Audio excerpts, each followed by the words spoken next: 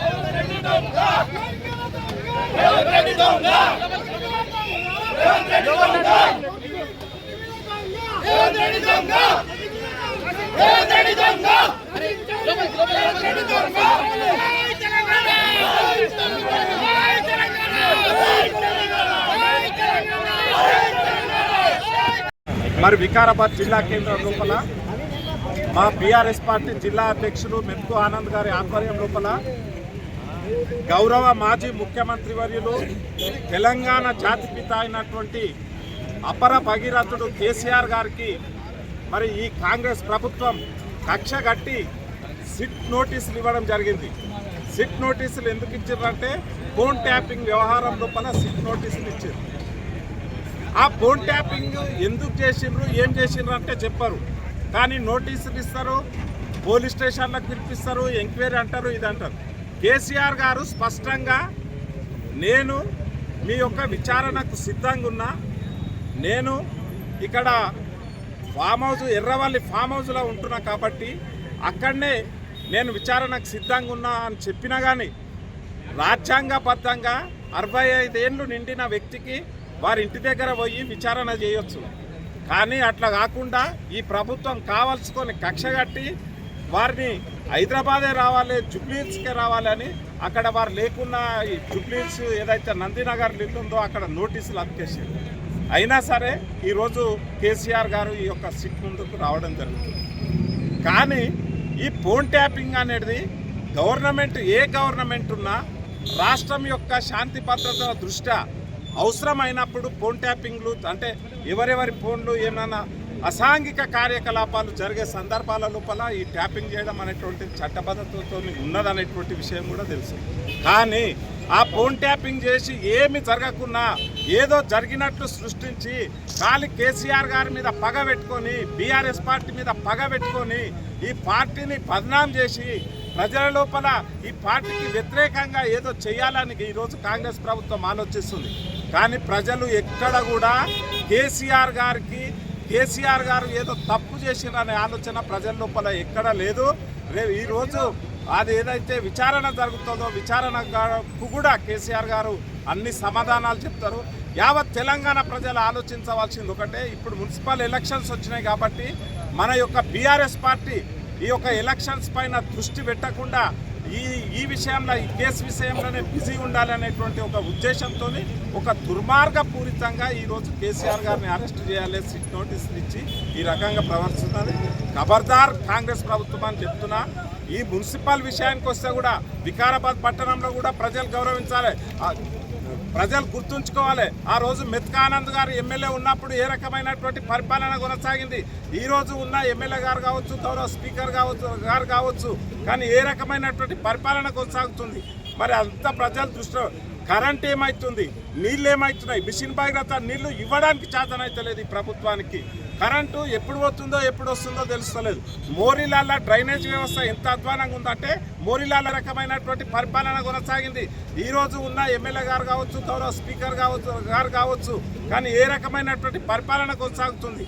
మరి అంత ప్రజల దృష్టిలో కరెంట్ ఏమవుతుంది, నీళ్ళు ఏమవుతున్నాయి, మిషన్ భగీరథ నీళ్లు ఇవ్వడానికి చేతనైతలేదు ఈ ప్రభుత్వానికి. కరెంటు ఎప్పుడు పోతుందో ఎప్పుడు వస్తుందో తెలుస్తలేదు. మోరిలాల డ్రైనేజ్ వ్యవస్థ ఎంత అధ్వానంగా ఉందంటే మోరిలాల చెట్లు మొరిచే పరిస్థితికి వచ్చింది. ఈ వికారాబాద్ మున్సిపాలిటీ ప్రజలు కూడా గమనించి ఈ మున్సిపాలిటీలో కూడా బీఆర్ఎస్ పార్టీ జెండా ఎగిరేటట్టు చేయాలి. ఈ దుర్మార్గ కాంగ్రెస్ పాలనకు చివరగీతం పాడాలని సందర్భంగా తెలియజేస్తూ జై తెలంగాణ. ఈరోజు వికారాబాద్ పట్టణంలో బీఆర్ఎస్ పార్టీ జిల్లా అధ్యక్షుడు డాక్టర్ మెత్కా ఆనంద్ గారి ఆధ్వర్యంలో, అదేవిధంగా మిగతా పార్టీ శ్రేణులందరి ఆధ్వర్యంలో ఈరోజు ఈ కార్యక్రమాన్ని, నిరసన కార్యక్రమాన్ని తీసుకోవడం జరిగింది. ముఖ్యంగా ఈరోజు ఏదైతే సిట్ విచారణకు పిలుస్తున్నారో, కేసీఆర్ గారి దగ్గర సిట్ విచారణ చేయాలని తలచిందో ప్రభుత్వం, గత 2 సంవత్సరాల 2 నెలల కాలం అవుతుంది. రేవంత్ రెడ్డి గారు అధికారంలోకి రావడానికి 420 హామీలు, 6 గ్యారంటీలు, అందులో 12 అంశాలు పెట్టి అధికారంలోకి వచ్చిన సందర్భంలో ప్రజలందరూ కూడా నీ హామీలు ఏమైనాయి, నువ్వు పెంచుతాన్న రైతు బంధు ఏమైంది, నువ్వు పెంచుతాన్న పెన్షన్ల పరిస్థితి ఏమైంది, ఈరోజు రైతులకు ఒక యూరియా బస్తా దొరకనటువంటి పరిస్థితి రాష్ట్రంలో ఉంది.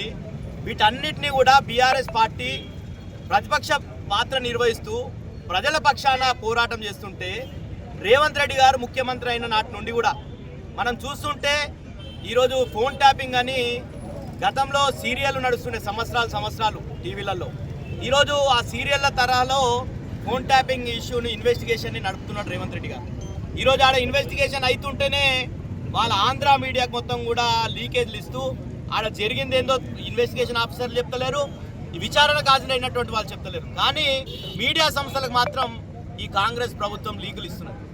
ఈరోజు గౌరవనీయ ముఖ్యమంత్రి గారు, మాజీ ముఖ్యమంత్రి గారు కేసీఆర్ గారు తెలంగాణ రాష్ట్రాన్ని సాధించాలని తన ప్రాణాన్ని పణంగా పెట్టి తెలంగాణ రాష్ట్ర ప్రకటన తీసుకొని వచ్చి మొత్తం తెలంగాణ యావత్ సమాజాన్ని 6 దశాబ్దాల పోరాటానికి ప్రతిఫలాన్ని అందించినటువంటి పాలకుడు కేసీఆర్ గారు. ఈరోజు ఆ కేసీఆర్ గారు ప్రతి ఇంటికి మంచినీళ్ళు ఇచ్చినటువంటి వ్యక్తి కేసీఆర్, ప్రతి ఇంటికి సంక్షేమ పథకాలను అందించినటువంటి వ్యక్తి కేసీఆర్ గారు. ఈరోజు ధాన్యపు రాసులు, ఈరోజు దేశంలోనే అత్యధిక ధాన్యం పండేటటువంటి రాష్ట్రం ఏదంటే పంజాబ్ని తలదండి తెలంగాణ అయింది. ఇవన్నిటికీ ఈరోజు మొన్నటి నివేదిక చూస్తే పంట విస్తీర్ణం పెరిగిందని చెప్తున్నారు కేంద్ర ప్రభుత్వ విస్తీర్ణం. ఇవన్నీ కూడా చేసినటువంటి కేసీఆర్ గారి మీద, కేసీఆర్ గారి కుటుంబం మీద ఈరోజు కక్షతోని గతంలో ఆయన ఓటుకు నోటు ఇచ్చి దొంగలాగా రెడ్ హ్యాండెడ్గా దొరికినటువంటి రేవంత్ రెడ్డి గారు. అందరికీ తెలుసు 50 లక్షల నోటు కట్టతో దొరికినటువంటి వ్యక్తి రేవంత్ రెడ్డి గారు. ఆ రోజు నిజంగానే ప్రభుత్వం ఇంటెలిజెన్స్ని వివరించి ఆ రోజు ఇంటెలిజెన్స్ డిపార్ట్మెంట్ ఆయన పట్టుకుంది కాబట్టి ఆ కోపంతో ఈరోజు కేసీఆర్ గారి మీద నేపం పెట్టి ఈరోజు నేను దొంగగా దొరికిపోయిన రెడ్ హ్యాండెడ్ కాబట్టి కేసీఆర్ గారి కుటుంబాన్ని బదలాం చేయాలనే ప్రయత్నం చేస్తుంది. మనం చూసిన ఫార్ములా ఈ రేస్ కేసు అంటాడు, కాళేశ్వరం కమిషన్ అంటాడు, ఈరోజు విద్యుత్ కొనుగోలు కమిషన్ అంటాడు. ఇట్లా రకరకాలుగా 2 సంవత్సరాలు 2 నెలల కాలంలో రేవంత్ రెడ్డి గారు పాలన అందిస్తలేడు. కానీ కేసీఆర్ గారి కుటుంబం మీద కక్ష తీసుకునేటువంటి పని పెట్టుకున్నాడు. అదేవిధంగా చిన్న నిరసన కార్యక్రమం చేస్తే పోలీస్ నిర్బంధం.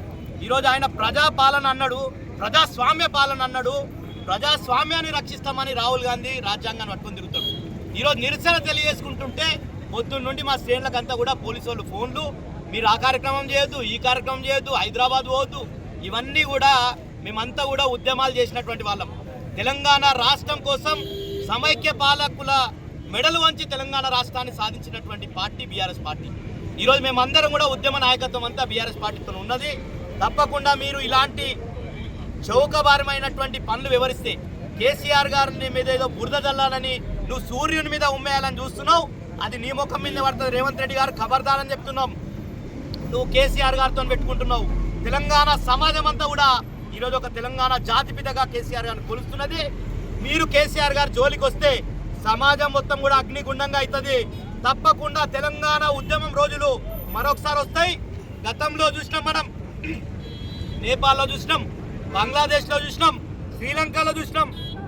ప్రభుత్వాలకు వ్యతిరేకంగా ప్రజలందరూ కూడా తిరుగుబాటు చేసేటటువంటి రోజు తెలంగాణలో రాకముందే నువ్వు ఈ వివరాలు, ఈ చౌకబారు పనులన్నీ కూడా బంద్ చేసుకోవాలి. రేవంత్ రెడ్డి గారు ఖబర్దారని హెచ్చరిస్తున్నాం. నువ్వు ఎవరి మీద ఆరోపణలు చేస్తున్నావు, ఎవరికి సిట్ నోటీస్ ఇస్తున్నావు? నువ్వు కేసీఆర్ గారు తెలంగాణ కోసం తన ప్రాణాన్ని పణంగా పెట్టిండు. నువ్వు తెలంగాణకు వ్యతిరేకంగా తుపాకీ పట్టినటువంటి వ్యక్తివి, తుపాకీ రావుని నువ్వు. మేము తెలంగాణ కోసం కొట్లాడడం, కేసీఆర్ గారి నాయకత్వం తెలంగాణ వచ్చింది, తెలంగాణ సస్యశ్యామలమైంది. తెలంగాణ ఈరోజు ఇంత బ్రహ్మాండంగా తెలంగాణ ఉందంటే అది కేసీఆర్ గారి పాలన వల్ల. కాబట్టి ఇప్పటికన్నా కానీ మీరు చేసేటటువంటి ఈ బురదల్లుడు కార్యక్రమాన్ని విరమించుకొని మీరు ఏమైతే హామీలు ఇచ్చిర్రో, ఈరోజు మున్సిపల్ ఎన్నికలు వస్తున్నాయి, ప్రతి ఒక్క ప్రజలందరూ కూడా గుర్తిస్తున్నారు. నువ్వు పెన్షన్ల పెంపు ఎక్కడ పోయింది? ప్రతి మహిళలకు 2500 ఎక్కడ పోయినాయి? నువ్వు ఇస్తానన్నటువంటి స్కూటీలు ఎక్కడ పోయినాయి? కళ్యాణ లక్ష్మి, షాదీ ముబారక్లో తులం బంగారం ఎక్కడ పోయిందని ప్రజలు అడుగుతుంటే ప్రజల దృష్టిని డైవర్ట్ చేసే దాంట్లో భాగంగా పొద్దున్న లేస్తే మొత్తం కూడా ఇదే చర్చ జరగాలి. కేసీఆర్ గారు దాని మీద చర్చ జరిగితే ఫోన్ ట్యాపింగ్ మీద ప్రజలు మమ్మల్ని అడగారు అనే ఒక కోణంలో ఉన్నారు. కానీ ప్రజలు చాలా చైతన్యవంతులు తెలంగాణ సమాజం. కాబట్టి నీ ఆంధ్ర మీడియా నువ్వు ఎన్ని కుట్రలు చేసినా కానీ తప్పకుండా ఇప్పుడు వచ్చేటటువంటి మున్సిపల్ ఎన్నికల్లో వికారాబాద్లో కూడా బీఆర్ఎస్ పార్టీ ఆనంద్ సార్ గారి నాయకత్వంలో తప్పకుండా బీఆర్ఎస్ పార్టీ అభ్యర్థులంతా కూడా గెలవబోతున్నారు. వాళ్ళు చేసినటువంటి అభివృద్ధి వికారాబాద్లో శూన్యం. కాంగ్రెస్ పార్టీ చేసినటువంటి అభివృద్ధి ఒక్కరు నయా పైసా అభివృద్ధి చేయలేరు. గతంలో వచ్చినటువంటి ఫండే 60 కోట్ల రూపాయలు ఆనంద్ సార్ గారు తీసుకొస్తే 60 కోట్ల ఫండ్లు మొత్తం కూడా పెండింగ్లో పెట్టేసి అవి క్యాన్సిల్ చేసినటువంటి పరిస్థితి ఉన్నది. కాబట్టి మున్సిపల్ ప్రజలకు అందరూ కూడా విజ్ఞప్తి చేస్తున్నాం, తప్పకుండా ఈరోజు ఇన్ని రకాల కుట్రలు చేస్తున్నారు బీఆర్ఎస్ పార్టీ ప్రభుత్వం మీద. కాబట్టి బీఆర్ఎస్ అధినాయకత్వం మీద. కాబట్టి ఈ కాంగ్రెస్ ప్రభుత్వ కుట్రల్ని అందరూ కూడా ప్రజలు గమనించాలి.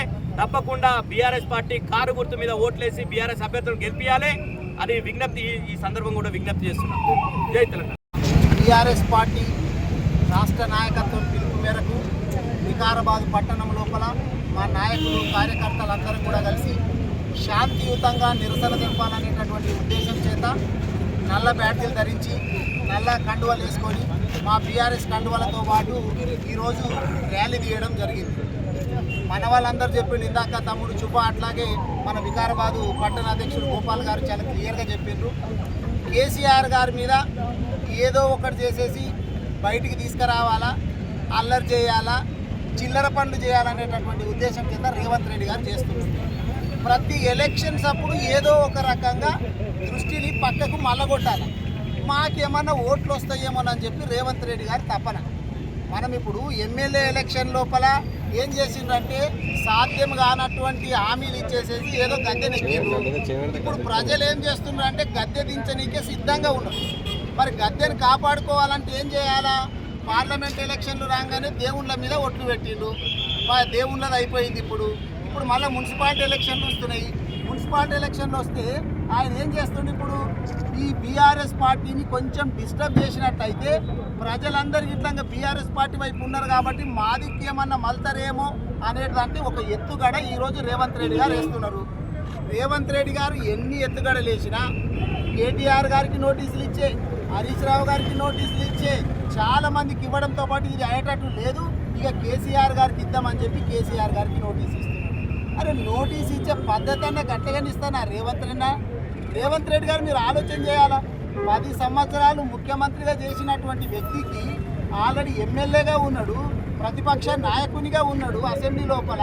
ఆయనకి ఎట్లా ఇవ్వాలి? ఆయన గౌరవాన్ని గట్లగా మంట కలిపేది. దొంగల్లాగా రాత్రికి రాత్రి పోయి 9 గంటలప్పుడు నందినగర్ లోపల ఆ నోటీస్ అతికించి వస్తాడంట. అరే ఆయన ఏడుంటున్నాడో తెలియదా మీకు?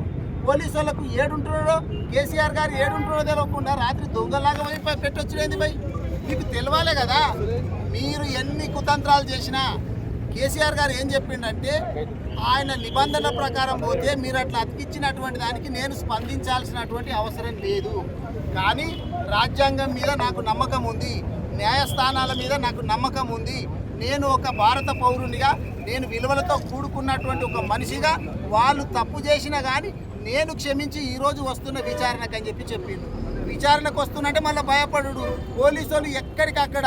ఇగో వికారాబాద్లో ఈయన ప్రతి జిల్లాలో తీసుకున్నా కానీ మా నాయకులను ఎవరిని హైదరాబాద్ పోనీయకుండా చేస్తుండ్రంట.